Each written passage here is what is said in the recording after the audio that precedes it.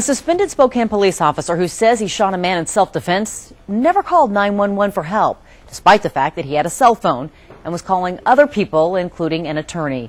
Jay Olsen shot Shanto Pete during an off-duty foot pursuit 2 years ago. KXLY4's Jeff Humphrey is live at the shooting scene. Jeff, why do prosecutors think Jay Olsen's cell phone records are so important? Well, they're hoping that jurors will get the impression that Olsen was so concerned about getting in trouble that night that he avoided contact with law enforcement for as long as possible. Unfortunately, that lack of communication allowed a lot of officers to come here to the shooting scene without having the benefit of hearing from Olsen about what the suspected gunman might be wearing or where he might be hiding in this brush. Please be seated. Court is in session. Jay Olsen says he shot in self-defense the night he chased Shanto Pete down this Peaceful Valley embankment.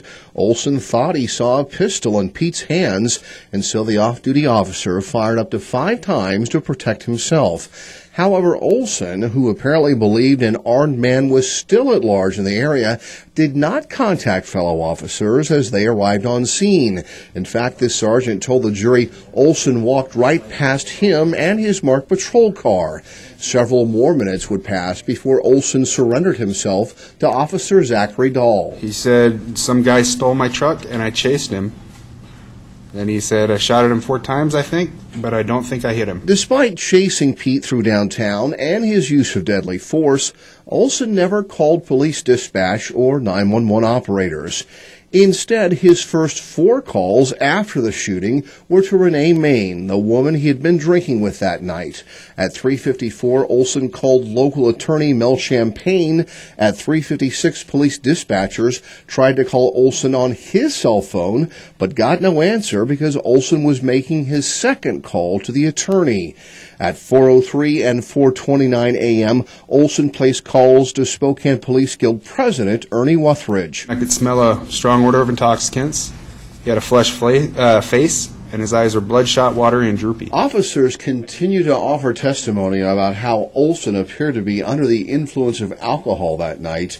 Major crimes detectives took this picture of Olsen in their office, but only after prosecutors say Olsen had dozed off in a chair. Over here in the major crimes office, he was sleeping. He had his feet up and he was sleeping, snoring, sleeping it off.